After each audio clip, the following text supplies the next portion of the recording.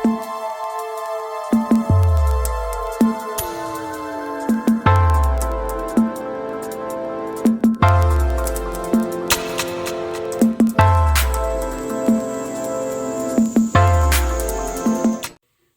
Friends, ನಮಸ್ಕಾರ. AVK hobby ಐಡಿಯಾಸ್ಗೆ ಸ್ವಾಗತ.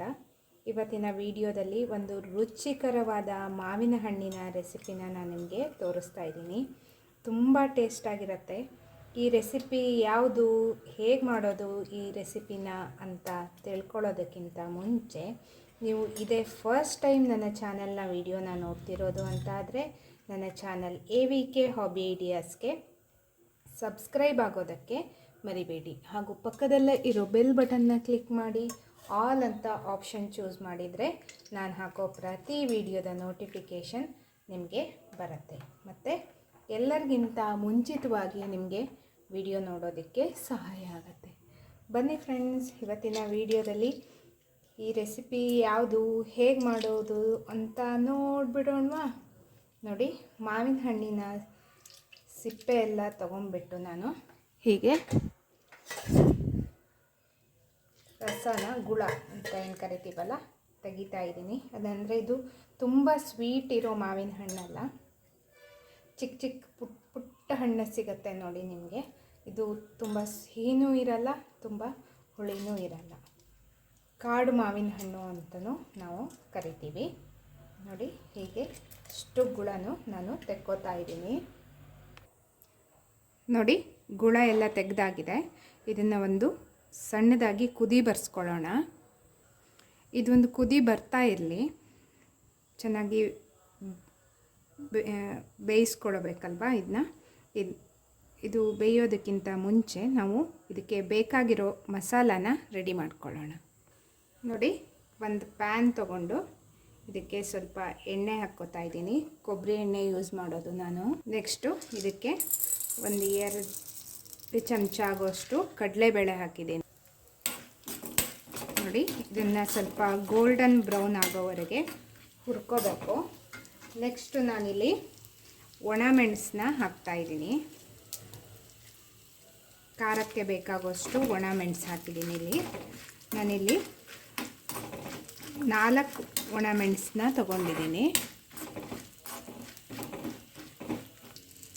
ಇವಾಗ ಇದಕ್ಕೆ 1 ಚಮಚ ಆಗೋಷ್ಟು ಬಿಳಿ ಎಳ್ಳನ್ನು ಹಾಕಿ ಹುರ್ಕೋತಾ ಇದ್ದೀನಿ.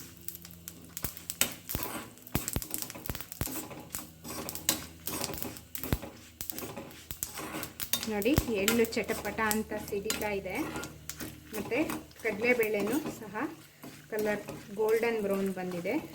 ಒಣಮೆಣಸು ಸಹ ಕ್ರಿಸ್ಪಿ ಆಗಿದೆ. ಇದಕ್ಕೆ ಒಂದು ಸ್ವಲ್ಪ ಕರಿಬೇವನ್ನ ಹಾಕಿಬಿಟ್ಟು ಹುರ್ಕೋತಾ ಇದ್ದೀನಿ. ನೋಡಿ, ಈ ಮಸಾಲಾನ ಇವಾಗ ಸ್ವಲ್ಪ ತಣ್ಣಗಾಗೋವರೆಗೆ ಹಾಗೆ ಬಿಟ್ಬಿಟ್ಟು ನಾನು ಮಿಕ್ಸಿ ಜಾರ್ನಲ್ಲಿ ಪುಡಿ ಮಾಡ್ಕೋತಾ ಇದ್ದೀನಿ. ಫುಲ್ ಫೈನ್ ಪೌಡ್ರು ಮಾಡ್ಕೋಬೇಕು. ನೋಡಿ, ಇವಾಗ ಚೆನ್ನಾಗಿ ಕುದಿ ಬಂದಿದೆ. ಇದಕ್ಕೆ ಇವಾಗ ನಾನು ರುಚಿಗೆ ತಕ್ಕಷ್ಟು ಉಪ್ಪು ಹಾಕ್ತಾ ಇದ್ದೀನಿ.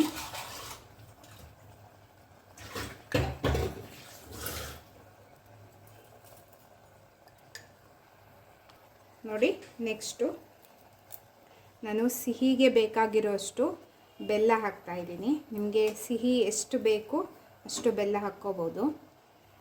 ಈ ರೆಸಿಪಿ ಹುಳಿ ಹುಳಿ, ಸಿಹಿ ಸಿಹಿ, ಖಾರ ಖಾರವಾಗಿರುತ್ತೆ.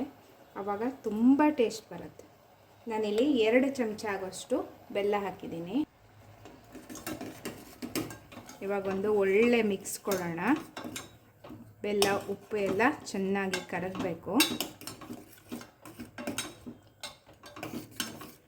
ನೋಡಿ, ಚೆನ್ನಾಗಿ ಮಿಕ್ಸ್ ಆಗಿದೆ. ಇವಾಗ ನಾನು ನೋಡಿ ಪೌಡ್ರ್ ಮಾಡ್ಕೊಂಡಿರೋ ಮಸಾಲಾನ ಹಾಕ್ತಾಯಿದ್ದೀನಿ. ಇವಾಗ ಇದನ್ನು ಚೆನ್ನಾಗಿ ಮಿಕ್ಸ್ ಮಾಡಬೇಕು. ನೋಡಿ, ಇವಾಗ ಸ್ವಲ್ಪ ಗಟ್ಟಿ ಅನಿಸಿದರೆ ಸ್ವಲ್ಪ ನೀರನ್ನ ಹಾಕ್ಕೋಬೋದು.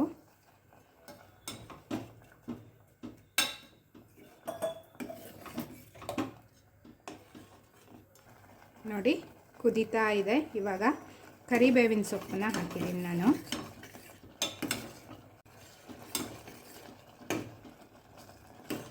ನೋಡಿ ಈ ಮಸಾಲ, ಈ ಒರಟೆ ಏನಿರುತ್ತೆ ಅದಕ್ಕೂ ಸಹ ಚೆನ್ನಾಗಿ ಹಿಡಿಬೇಕು.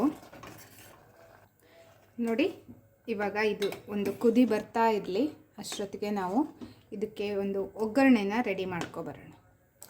ನೋಡಿ ನಾನು ಸ್ಟವ್ನ ಆಫ್ ಮಾಡಿಬಿಟ್ಟು ಒಂದು ಒಗ್ಗರಣೆ, ಮೆಣಸು, ಕೊಬ್ಬರಿ ಎಣ್ಣೆ ಮತ್ತು ಸಾಸಿವೆ, ಉದ್ದಿನಬೇಳೆ ಹಾಕಿರೋ ಒಗ್ಗರಣೆ ಹಾಕ್ತಾಯಿದ್ದೀನಿ. ಇವಾಗ ಒಂದು ಸಾರಿ ಚೆನ್ನಾಗಿ ಮಿಕ್ಸ್ ಮಾಡ್ಕೊಳ್ಳೋಣ. ನೋಡಿ ಕಲರ್ ಸಹ ಎಷ್ಟು ಚೆನ್ನಾಗಿ ಬಂದಿದೆ ಅಂತ.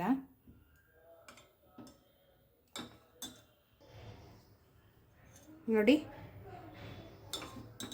ಮಸಾಲೆ ಎಲ್ಲ ಚೆನ್ನಾಗಿ ಹದವಾಗಿ ಕುದಿ ಬಂದಿದೆ, ಎಲ್ಲ ಮಿಕ್ಸ್ ಆಗಿಬಿಟ್ಟು. ನೋಡಿ ಇವಾಗ ರುಚಿಕರವಾದ ಮಾವಿನ ಹಣ್ಣಿನ ಗೊಜ್ಜು, ಅಂದರೆ ಇದು ತುಂಬ ಸಾಂಪ್ರದಾಯಿಕ ರೆಸಿಪಿ. ಹಳೆ ಕಾಲದಲ್ಲೆಲ್ಲ ತುಂಬ ಮಾಡ್ತಿದ್ರು ಈ ರೆಸಿಪಿನ. ಇವಾಗ ಮಾವಿನಕಾಯಿದೆ ಈ ಥರ ಗೊಜ್ಜನ್ನ ಮಾಡ್ಬೋದು. ಆ ರೆಸಿಪಿನೂ ನಾನು ಆಲ್ರೆಡಿ ಮಾಡಿ ತೋರಿಸಿದ್ದೀನಿ. ಅದರ ಲಿಂಕ್ನ ನಿಮಗೆ ಮೇಲ್ಗಡೆ ಐ ಬಟನಲ್ಲಿ ಹಾಕಿದ್ದೀನಿ ಫ್ರೆಂಡ್ಸ್, ಚೆಕ್ ಮಾಡಿ. ಆವಾಗ ನಿಮಗೆ ಮಾವಿನಕಾಯಿಯಿಂದ ರುಚಿಕರವಾದ ಒಂದು ಗೊಜ್ಜನ್ನ ಹೇಗೆ ಮಾಡೋದು ಅನ್ನೋದು ಗೊತ್ತಾಗುತ್ತೆ. ಇವತ್ತಿನ ವಿಡಿಯೋದಲ್ಲಿ ಮಾವಿನ ಹಣ್ಣಿನಿಂದ ಒಂದು ತುಂಬ ರುಚಿಕರವಾಗಿರೋವಂಥ ಗೊಜ್ಜನ್ನು ತೋರಿಸಿದ್ದೀನಿ. ಇದು ಅನ್ನದ ಜೊತೆ ಒಳ್ಳೆ ಕಾಂಬಿನೇಷನ್ ಆಗುತ್ತೆ. ನೀವು ಖಂಡಿತ ಒಮ್ಮೆ ಟ್ರೈ ಮಾಡಿ ಫ್ರೆಂಡ್ಸ್. ಇವತ್ತಿನ ವಿಡಿಯೋ ನಿಮಗೆಲ್ಲ ಇಷ್ಟ ಆಯಿತು ಅಂತ ಅಂದ್ಕೊಂಡಿದ್ದೀನಿ. ಈ ವಿಡಿಯೋನ ನೋಡಿಬಿಟ್ಟು ಲೈಕ್ ಮಾಡಿ ಮತ್ತು ನಿಮ್ಮ ಅನಿಸಿಕೆನ ಕಮೆಂಟ್ ಸೆಕ್ಷನಲ್ಲಿ ತಿಳಿಸಿ. ನಿಮ್ಮ ಫ್ಯಾಮಿಲಿ, ಫ್ರೆಂಡ್ಸ್ ಎಲ್ರಿಗೂ ಈ ವಿಡಿಯೋನ ಶೇರ್ ಮಾಡಿ. ಇದರಿಂದ ಅವರಿಗೂ ಸಹ ಒಂದು ರುಚಿಕರವಾದ ಮಾವಿನ ಹಣ್ಣಿನಿಂದ ಒಂದು ಗೊಜ್ಜನ್ನ ಮಾಡೋದು ಹೇಗೆ ಅನ್ನೋದು ಗೊತ್ತಾಗುತ್ತೆ. ಮತ್ತೆ ಒಂದು ಹೊಸ ವಿಡಿಯೋದೊಂದಿಗೆ ಭೇಟಿಯಾಗೋಣ. Until then take care, bye bye. Thank you for watching friends.